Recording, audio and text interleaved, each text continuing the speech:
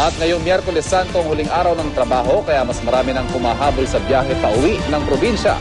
Para masiguro kaligtasan ng mga motorista, nag-inspeksyon ng Toll Regulatory Board sa South Luzon Expressway. Paulit-ulit namang paalala ng mga otoridad, tiyaking nasa maayos na kondisyon ng inyong mga sasakyan para iwas disgrasya po. May Motorist Assistance Center na rin para sa mga biyahero. Alamin naman natin ngayon ang lagay ng trapiko sa South Luzon Expressway sa live report ni Chino Gaston. Ivan Gara, good news para sa mga kababayan nating balak pumunta ng South Luzon gamit ang South Luzon Expressway.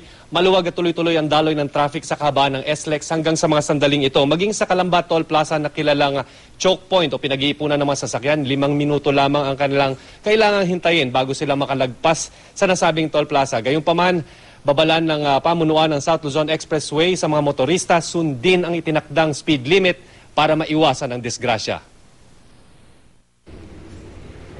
Sa kuwang ito ng CCTV camera ng South Luzon Expressway Command Center, kitang-kitang isang kotse na tumaob at nahulog sa embankment sa southbound lane ng expressway kaninang alas 2 ng hapon. Sumabog kasi ang kaliwang gulong nito sa harapan, kaya nawalan ng kontrol ang driver malapit sa Batangas City exit. Sugatan pero nasa ligtas namang kalagayan ang 3 nitong pasahero na agad dinala sa ospital. Ang mga insidenteng tulad nito ang gustong maiwasan ng pamunuan ng SLEX at pamahalaan. Kaya paalala sa mga motorista, mahalagang tiyaking tama para sa long drive ang air pressure ng mga gulong ng inyong sasakyan. Kailangan ding nasa maayos na kondisyon ang inyong mga gulong at hindi pa kalbo. Mahalaga ring maiwasan ang tailgating o yung pagtutok sa sasakyang nasa inyong harapan. Ang tamang distansya raw ay 1 o 2 haba ng sasakyan para sakaling magkaaberya ang sinusundang sasakyan, may sapat na layo at panahon para makaiwas kayo sa disgrasya. Personal namang iniinspeksyon ng Toll Regulatory Board ang SLEX para tiyaking ligtas ang paglalakbay ng mga motorista. Yung kaligtasan yung pinakamataas na concern ng atin Secretary Rojas for this year's travels, and we're not taking any chances because this is the heaviest day for travel in this season. Bukod sa pagpapatupad ng speed limit, inatasan din ni Reyes ang SLEX enforcers na hulihin ang mga sumisingit sa pila sa mga toll plaza. Nananawagan din ng SLEX sa mga motorista na huwag magtapon ng mga upos ng sigarilyo sa highway para hindi maging sanhi ng grass fire. Dahil tag-init, mas madaling magliyab ang mga tuyong damo sa tabi at center island ng SLEX. Kaninang hapon, muntik nang umabot sa loob ng SLEX ang isang grass fire mula sa isang bukirin sa Calamba, Laguna. Meron ding nakitang grass fire sa tabing daan, malapit naman sa Santa Rosa exit. Ang usok mula sa grass fire ay maaaring maging sanhi ng karambola ng mga sasakyan dahil nababawasan ang road visibility. Tulad na lang na nangyari sa North Luzon Expressway, Abril ng 2011. Halos walang makita ang mga sasakyan dahil sa malaulap na puting usok mula sa nasusunog na damo. Posible raw nagsimula ang grass fire sa itinapong upos ng sigarilyo. Nakatayo na rin ang mga Motorist Assistance Center kung saan bukod sa medical personnel, may libreng check-up din sa mga sasakyan. Para iwas disgrasya sa mga bibiyahe gamit ang sariling sasakyan ngayong Semana Santa, payo ng mga professional mechanics, tiyaking nasa tamang kondisyon ang mga sasakyan. Bukod sa maganda ang kondisyon at tamang hangin ng mga gulong, tiyaking gumagana ang lahat ng mga signal lights. Delikado rin, kailangan natin sinecheck din yung kanyang condition kung meron siyang wear and tear na or lumalabas na po yung mga kanyang mga steel belts. Okay? Kailangan palitan na kagad.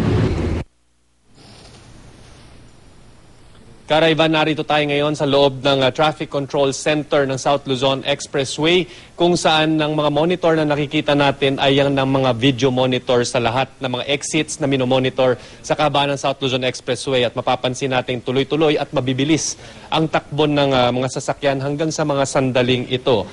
Bagay na inaasang mananatili ng mga tauhan ng South Luzon Expressway, wag lang daw magkaroon ng aksidente o may masirang sasakyan na hambalang o haharang sa daan. Ivan. Chino, sa traffic volume lang, may tansya ba ang pamunuan ng SLEX kung gaano karami na mga sasakyan na naglabas-masok dyan? At by comparison, gaano karami ito kumpara sa isang regular na araw? Mahirap daw tukuyin sa ngayon, Ivan, kung ano talaga yung eksaktong bilang dahil hindi pa nga tapos yung itinakdang oras na sinasabi nila na minimeasure nila yung volume ng sasakyan. Pero kani-kanina lamang, sinasabi nila na may pabugso-bugso daw yung volume ng mga sasakyan. Minsan dumadami, minsan kumukonti at sa ilang piling mga oras, umaabot daw ng increase ng 40% ang volume ng mga sasakyan dito sa Calamba Toll Plaza. Chino, meron bang special discount sa toll para sa Holy Week dyan sa SLEX?